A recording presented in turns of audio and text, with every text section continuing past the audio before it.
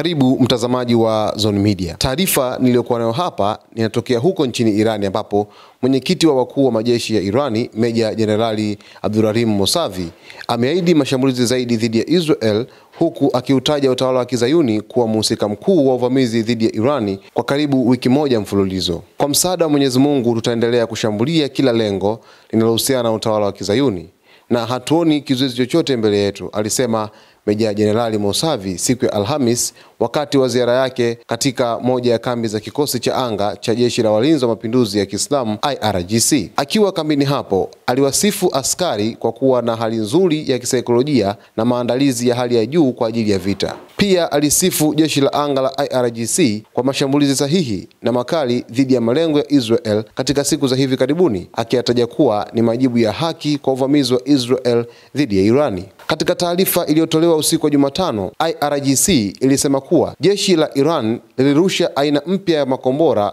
yenye nguvu dhidi ya Israel. Makombora hayo ya Sejil yameelezwa kuwa ni hatua mbili, mazito na yenye uwezo wa kusafiri umbali mrefu. Mashambulizi hayo yalifuatia tukio la tarehe 13 Juni ambapo Israel ilishambulia moja kwa moja majengo ya makazi mjini Tehran katika kile kilichoelezwa kuwa uvamizi usiochokozwa. Viongozi waandamizi wa kijeshi wa Irani waliuawa katika mashambulizi ya kulengwa, huku raia wakipoteza maisha baada ya nyumba zao kulengwa moja kwa moja.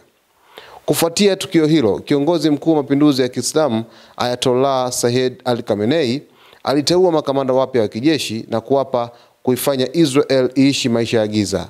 Saa chache baadaye, jeshi la Iran lilianza mashambulizi ya kulipiza kisasi ndani ya maeneo yanayokaliwa kwa nguvu na Israel, likilenga miji ya Tel Aviv, Haifa na maeneo mengine kwa makombora na ndege zisizo na rubani. Mnamo Jumanne, Meja Jenerali Mousavi alitangaza kuwa jeshi la Iran litabadilika kutoka mashambulizi ya kuzuia hadi kulipiza kisasi kikamilifu. Sasa mtazamaji wa Zone Media, huyu ni mwenyekiti wa wakuu wa majeshi ya Iran ambaye ni Meja Jenerali Abdulrahim Mousavi, ambaye ametangaza kwamba Irani itafanya mashambulizi zaidi katika nchi ya Israel katika malengo ambayo wanayakusudia.